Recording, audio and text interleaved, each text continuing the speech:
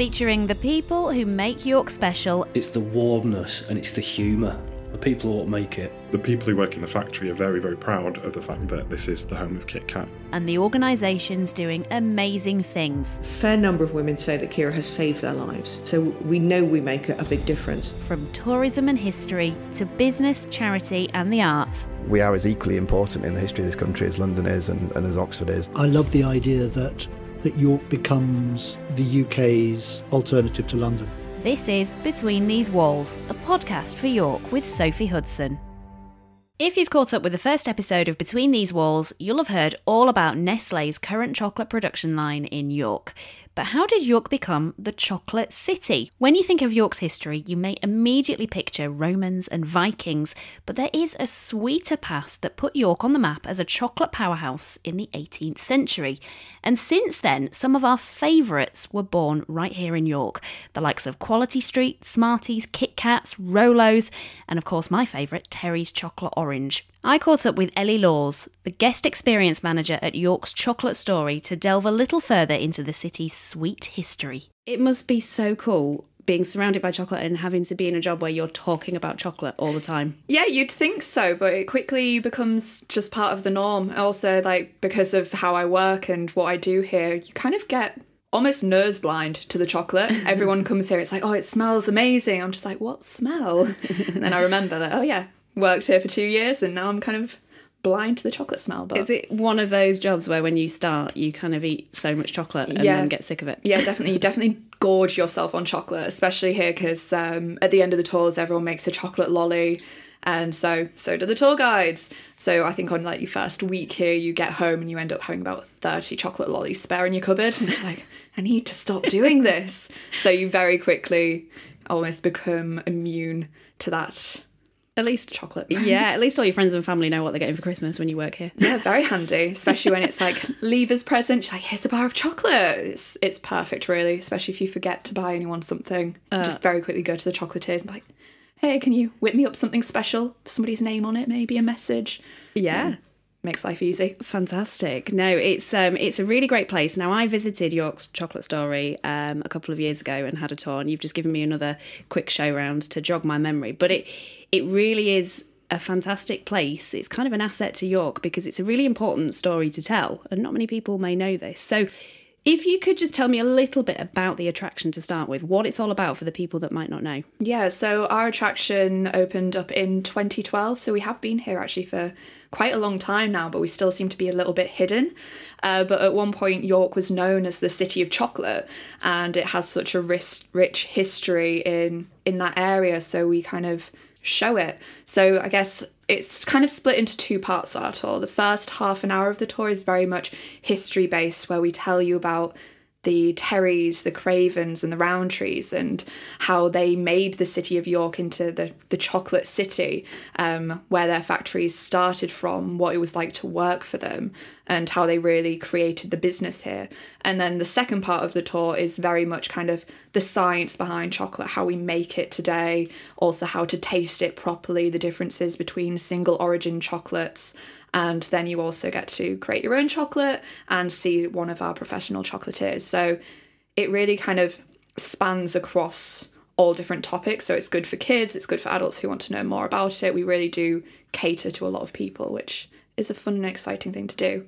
Yeah, absolutely. We're going to go through a little bit of the history and a bit of the story, not to give too much away for people who want to come and visit, but we are going to go through that in a moment. But just tell us a little bit about your role here as the guest experience manager, what you have to do on sort of a day-to-day basis. Yes, so many things.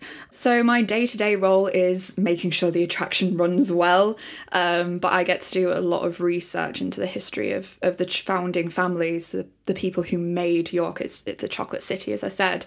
So I do quite a lot of archive work. I write a lot of scripts as well. So when it comes to different seasons, we like to concentrate on possibly one specific chocolate story. So over Halloween, it was the 90th birthday of Black Magic. And that kind of coincided quite nice with Halloween.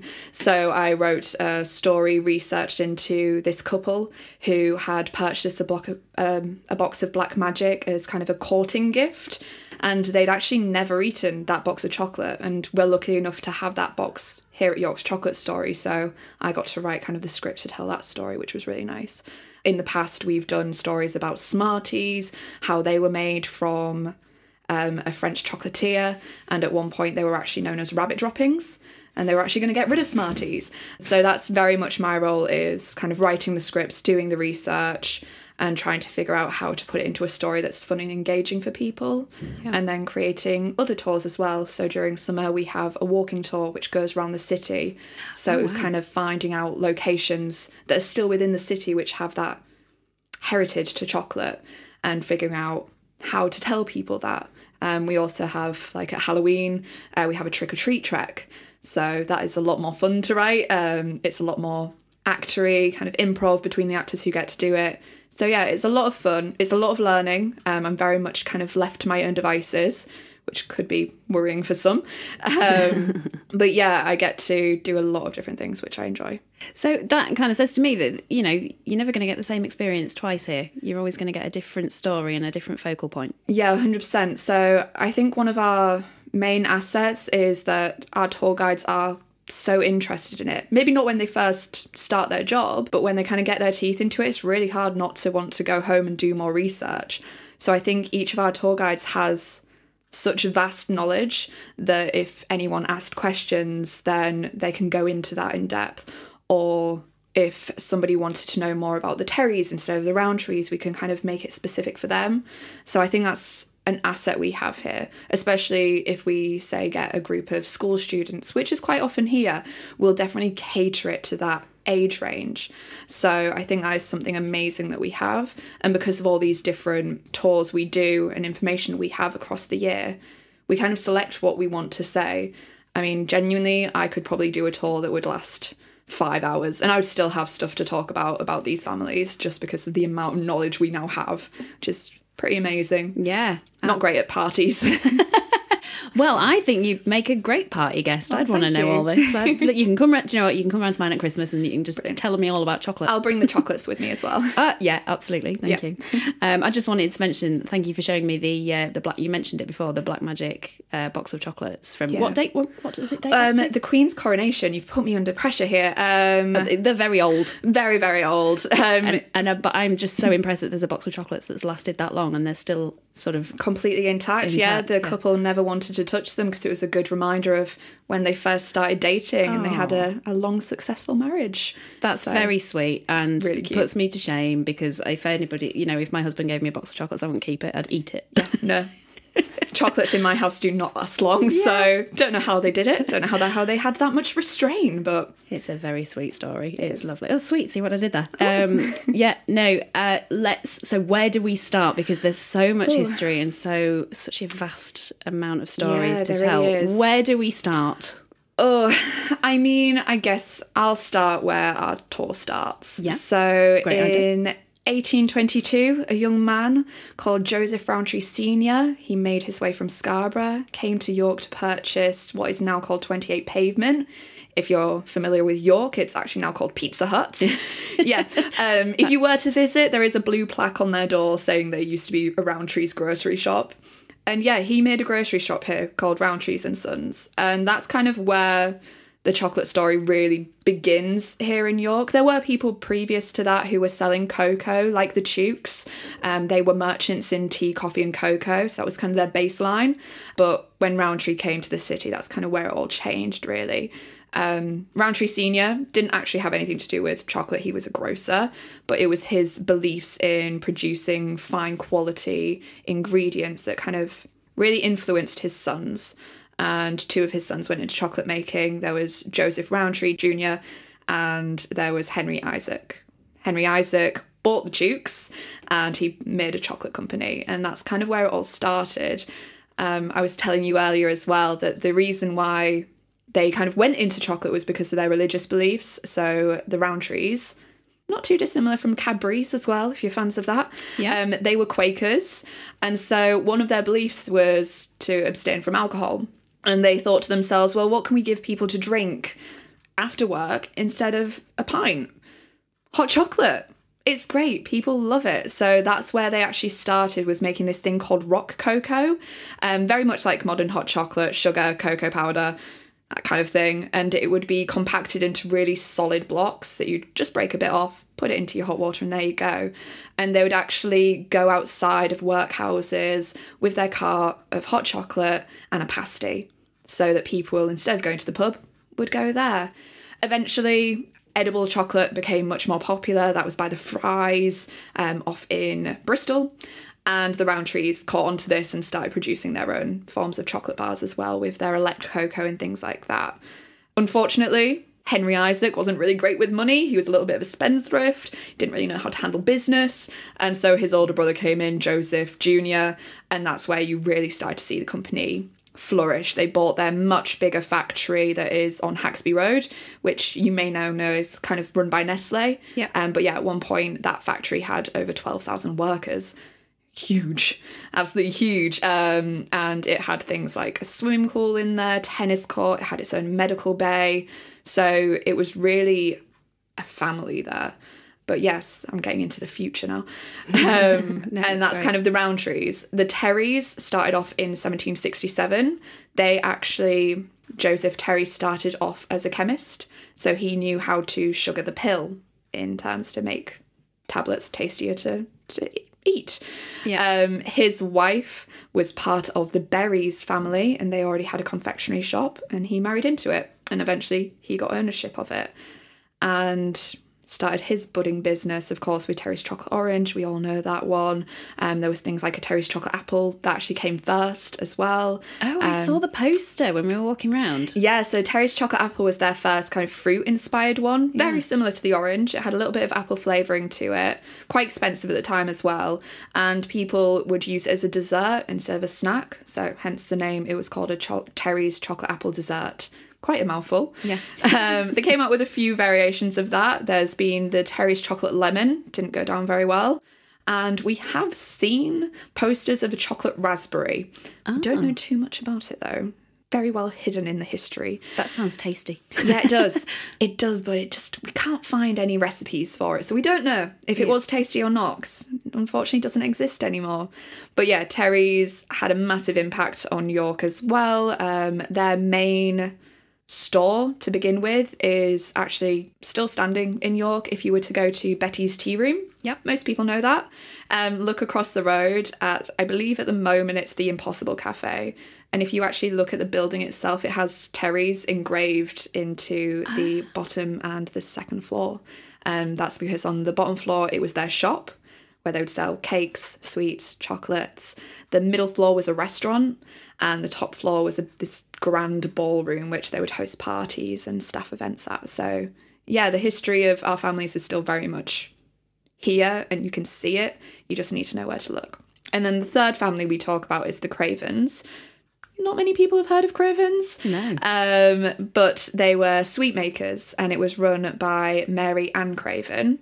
And I am very much looking forward in this job to do more research in her, because I think she's an extraordinary woman. She basically inherited the company. In the same year, her father and her husband both passed away. They both had confectionery firms, and she inherited them. And she basically had the choice to go to the workhouses, because she had children. She couldn't really do anything else, a woman at the time, because unfortunately no one wanted to buy the businesses from her. They didn't think they'd be successful. And she thought to herself, no, I can run these companies. I've seen my father do it. I've seen my husband do it. I know what I'm doing. And she did. She took over the company. She ran a really successful company making things like humbugs, boiled sweets, French almonds, and they were selling to places like Harrods, Fulton and Masons. And yeah, I think it's just pretty incredible for a woman in basically the Victorian times, before women's votes were a big thing, to run this business and have a successful family as well. And yeah, I think that's pretty amazing. What a woman, yeah. Yeah, and she is still commemorated in York. Can't remember what the church's name is, but in one of the churches in York, I know there's many of them, there is a stained glass window, and her children bought that glass window in memory of their mother. So I think she's a pretty amazing woman, and hopefully in the future we'll be doing some more fact-finding of her history. How could you not love that story? Yeah, it's amazing. Yeah. It's amazing. We do describe her as formidable, which I think is a little bit of a undermining her. Like, she had to be. She was a woman in business when she would have been the only one. Like, she had to be quite strict and firm just to prove that she was worth that power. I do wonder, why York? Why was York sort of the mecca for chocolate? One of the reasons possibly is because of our location. We have both the River Ouse running to us, and we also have the River Foss. So at the time when chocolate productions was first kind of happening, that was the main way you'd get your cocoa, was through rivers. It would be from places like Mexico, Ecuador. It would come up the Humber and come straight into York. So that could be definitely one of the reasons. And then in the future, York also had a great railway network, so that made it easy for us to get the other resources we need to make chocolate. It also made it incredibly easy for us to get it out there to the people. So I think that's one of the big reasons that it happened. Possibly another reason is that when it did kind of get big, 1/3 of our population here in York worked in that business. Yeah. So it was massive for us. And I think once something builds like that, it's hard to get rid of, if that makes sense. No, absolutely. Other cities have their steel force, coal, wool.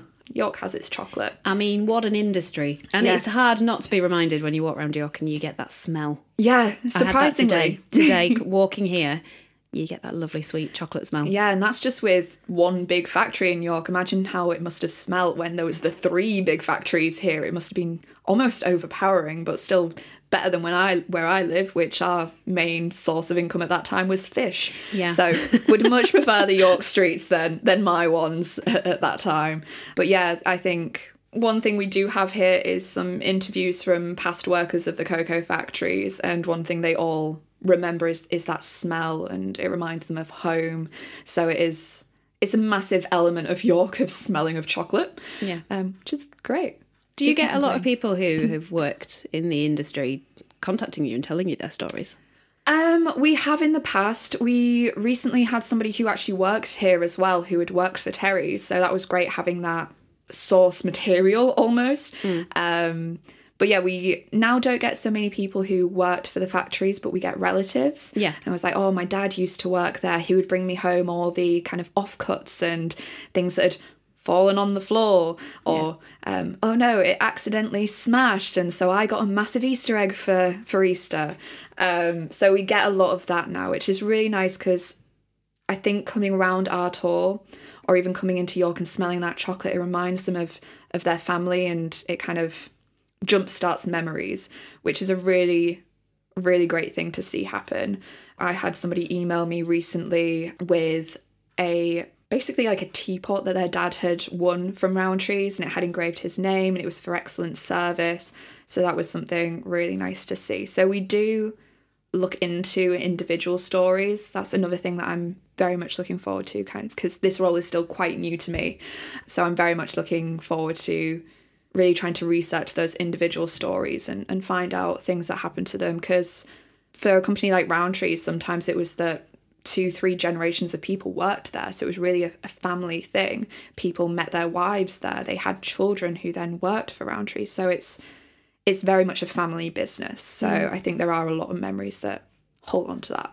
Rowntree's in particular, you were telling me before, they really looked after their workforce, didn't they, and made sure everybody had everything they needed. Yeah, massively. Not even just their workforce, but the people of York, I'd like to think. So as Quakers, they really wanted to help our city that they were so proud of. So their workers got things like pensions and paid holidays and free healthcare. These were things that were unheard of. They weren't commonplace. And they even had societies. So they had tennis games and matches. They had a swimming pool that they built in New Earswick, where a lot of children still come to us today. Children, adults now, and come to us. It's like, yeah, that's where I learnt to swim. They had the Joseph Rowntree Theatre that they built. They had drama societies, youth clubs. They printed a magazine, which was called the Kirker Works magazine. And that would be printed 4 times a year around the seasons. And it would depict people's hobbies. It would also have who's new to the workforce. So you basically knew everyone who you worked with. It also would commemorate people who'd got married in the factory or people who have retired and passed away. So it was very much a family feel. Even if you didn't work there anymore, you were still remembered by them. Between These Walls is a podcast just for York. We want to keep it growing and provide more local content that you want to hear. So there are 3 ways you can help. Firstly, I'm on the lookout for local sponsors. If you're from a York business and want to promote on this podcast, drop us an email to btw@soapyproductions.co.uk. That's btw@soapy, S-O-A-P-Y, productions.co.uk. Secondly, if you know someone who should be featured on Between These Walls, let me know. I'm looking for the people who make York special. That's anyone from an interesting business or with an unusual story, perhaps a charity doing amazing things, or someone working hard under the radar to make York better. Let me know who I need to talk to. Just email btw@soapyproductions.co.uk. And finally, you can help this podcast grow right now by subscribing. Wherever you're listening, just hit the subscribe button and that helps us out massively. Also, follow us on Instagram and LinkedIn if you just search for Between These Walls York. Thank you. Now back to the conversation. And then for the people of York, Rowntree's did some amazing things, and they still do. Although the factory doesn't exist and technically Rowntree's don't produce chocolate or sweets anymore, their history and their influence on the city still remains with their different foundations they've made, like the Joseph Rowntree Trust. Seaborn Rowntree, who took over the business from his father, he was very much into social revolution. And so he wrote a paper, it was called Poverty, I think it was A View in City Life. And basically he researched that poverty wasn't self-caused. It wasn't just because people going out drinking too much, partying too much, spending more than they could afford. It was genuinely an issue that government needed to look into. So he realised that because people couldn't afford good living quarters, they were then getting ill. They were then having to miss work and they couldn't afford that, and hence causing more poverty. So he really pioneered on getting everyone pensions and everyone things like healthcare and kind of good living standards as well, that everyone had to have a certain standard of life.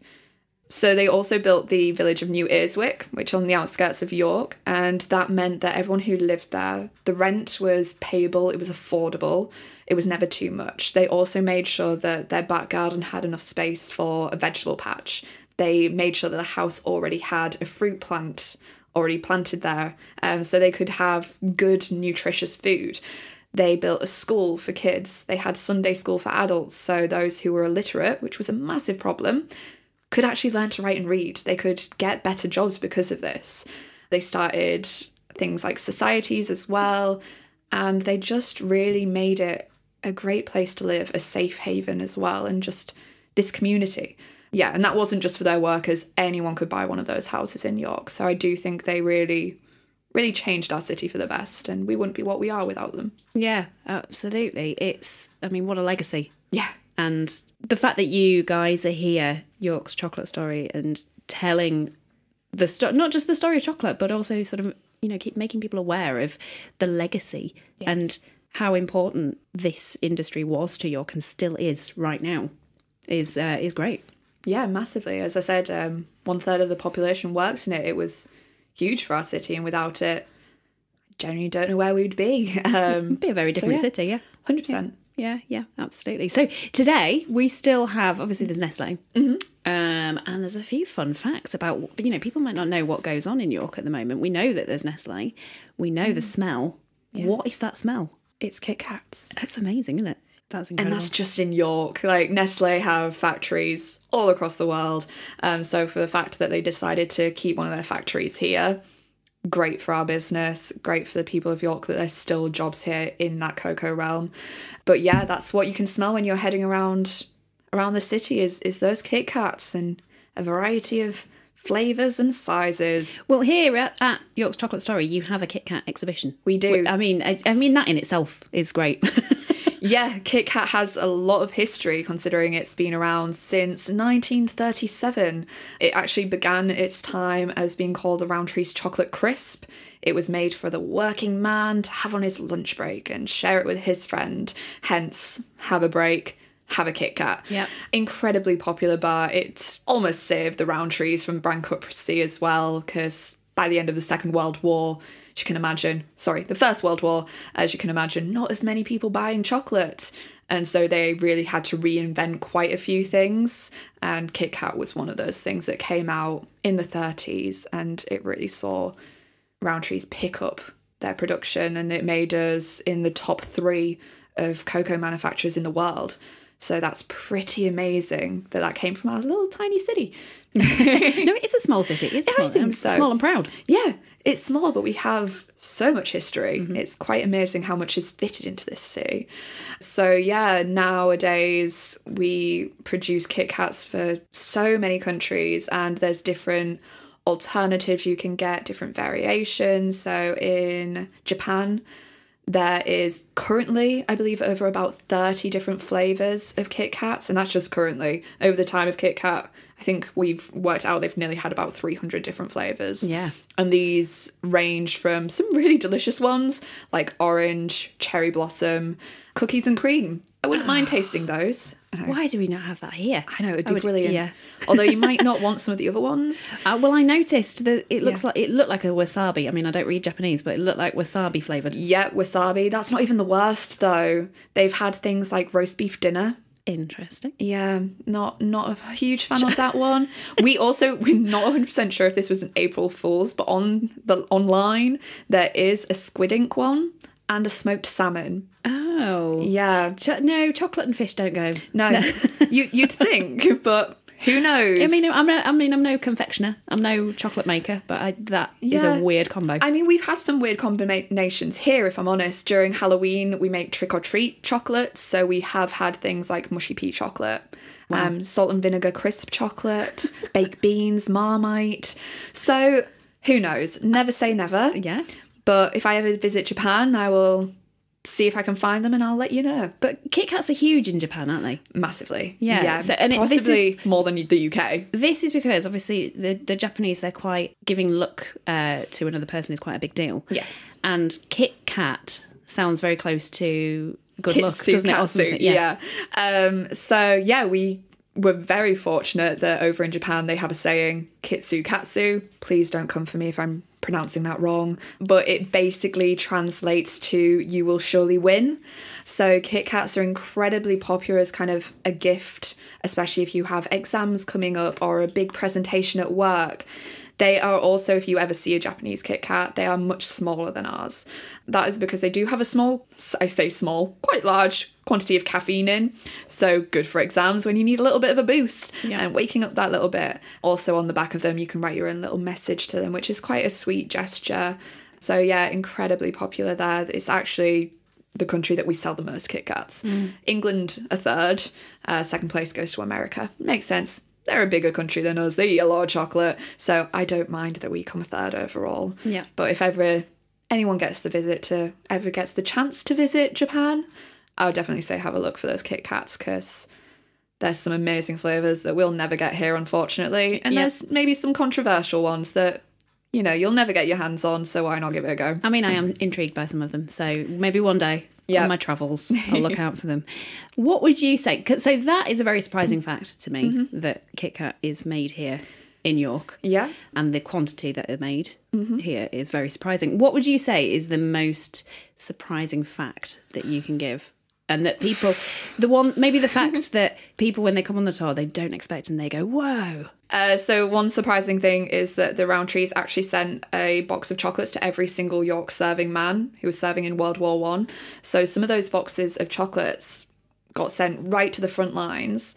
The men got them, opened them up, felt really cared for by the Rowntrees, and some of them even sent them right back, so with letters of thanks and memory of that. So I think it's pretty amazing that Rowntrees took it upon themselves to make that bar of chocolate, especially for those working men, sent it to them, and some of those made it back to the city. One of those boxes of chocolates actually saved a man's life. Really? Yeah, so we have it documented that it wasn't a box of the special one, it was rock cocoa, which many of the soldiers got given to them in their ration boxes because it was really good at boosting morale. It was also quick energy. If you think about just having a glass of water, maybe not great, but put some cocoa in there, you have a boost. So rock cocoa is in your ration pack, and it would come in the tins, but from Rowntrees. And basically, he was under heavy fire, and he thought he'd been shot, but he felt fine. Nothing was bleeding. He seemed okay until he got back to his base and was unpacking all his things. and he realised that his tin coffee had a bullet hole right through it. Oh, wow. And he was losing his tea. And he was like, well, 1 minute, where's that bullet gone then? It should have hit me. And when he went into his cocoa, the bullet was actually lodged in the cocoa because, as I said, rock cocoa was quite densely packed and you'd have to break it off. It was almost like a brick of cocoa. Yeah. So yeah, it saved his life, which I think is a pretty amazing story from them. That's really amazing, yeah. Yeah. Oh, incredible. And the fact that you get to dig out all these little facts and find all these little amazing stories. It's a joy of the job. Sometimes the job gets a little bit hard, but genuinely those moments when you find those stories are just really heartwarming. As I said, they had those magazines, the Cocoa Work magazines. I've got about 150 of those in my office, and if ever I get a chance, I'll just have a flick through and a read. And just hearing the stories of the people who worked there, just how their day-to-day life sometimes was, it's pretty lovely and heartwarming that they loved their business so much. They loved their job and they got so much out of it. Well, it's been an absolute pleasure to talk to you and hear all these stories. I will be back for another tour because I feel like I need to. It was a couple of years since I've been, and I feel like there's more to uncover. Yeah, need a bit of a refresh. Oh, absolutely. And the amount of chocolate that we were given on the tour. Oh, it's brilliant. You get chocolate. In every single room. Yeah. It's like, here's some more. Are you finished? No. Yeah. And I did a workshop as well and made a lolly. Oh, yes. Yeah, the workshops are pretty was so much fun. I enjoyed it massively, and by the time I got home, felt quite ill. But it was great. It was worth it. Yeah, we should really put a warning on. You may end up in a chocolate coma after visiting. I might have to talk to our marketing people about that. But no, absolutely, it was brilliant, and I think it's a real asset to the city. How important do you think it is to be here telling these stories? I know it's a daft question, but I think it's, as you said at the beginning, we're kind of a bit of a hidden landmark. Like, York was known as the city of chocolate. It's very rich in our history, but I think that sometimes gets overlooked by, and not that this is a bad thing, but by our Viking history sometimes. When you think of York, you think, oh, Vikings, or you think the shambles. Not many people think chocolate. But I think that's one thing we would like to strive to do is make it one of those first things you think about is, oh yeah, let's go to York. Oh, it has such a rich chocolate history, because that's just amazing. Yeah. But we're getting there. We are, I believe, the last time we checked, we're on the top 10 things to do in York. And considering York has so many things to do, I think that's like 344 on TripAdvisor. Yeah. To be up there in the top 10, pretty spectacular. So it is such a fun thing to do. It fits in really well with your day. We're not too long, not too short either. Yeah. And I think you go home with a lot of information, as you said, a lot of chocolate as well. I think we're working our way up on the top things to do here in York. But it's a guided tour as well, so it's not, you know, you're not a museum where you walk in and just sort of fend for yourself. This is a guided tour with some really enthusiastic, lovely people. Yeah, guiding you around and telling you all these stories. Yeah, and you know, the theatrics of it. I won't give too much away, but there's some lovely, lovely moments. Yeah, I think I've said this already. One of our main assets is our tour guides. They are so eager and so lovely and so passionate about this. That it really shows in those tours. And it's not, oh, I've just got to go around and read a load of boards. We've really made it quite interactive. So it is good for people who want to learn history, or it's good for people who want to entertain their child for a while. So yeah, without giving too much away, it does have those interactive moments. It has a little bit of humour in there. And our tour guides are very good in catering to who they have in front of them. We do get a lot of school visits here, which is great. And they kind of cater it to them. They make sure that maybe it's not too history driven, because that can be a lot for when you're younger. But then if we get a group of older people, kind of more mature, and sometimes we'll ask them, like, do you want to know about more history? And they're like, yeah. We're like, right, we'll give it to you. We know it. So that is one thing we pride ourselves in. We also have such a variety of different tours throughout the year that have different elements to it, that when those tour guides do those tours, they bring it back to the regular tour, and their knowledge base is incredible. So yeah, I think that is one thing that stands out, is that it is guided. You do get an expert almost in chocolate who is going around with you and showing you these things. And then who doesn't love the fact that you get to make a chocolate lolly at the end of it? Yeah. and watch our chocolatiers make chocolate right in front of you. And The chocolate rain. The chocolate That's rain. all I'm going to say. It's the best rain in York. Yeah. You won't want an umbrella when that comes pouring down. Yeah, people always remember the chocolate rain. It is extraordinary. Fab. Yeah. So do you have to book? Can you wander in? How does it work? Depending on the time. So during our peak times, as you can imagine, over summer holidays, Christmas holidays, we get pretty busy. So it is always best to book ahead. I believe as well, if you go online and you're 72 hours ahead of time booking, you do get a little bit of a discount. While if you come on the day, we will do our best to get you in. Tours generally run every kind of half an hour, and we do our best to get you in on the day if we can, if not the next available day. But yeah, especially though, if you're wanting to book specialist events like our Christmas tours, they book up pretty quickly. So as soon as you see them either on our website or on Facebook, if you want to do it, book it.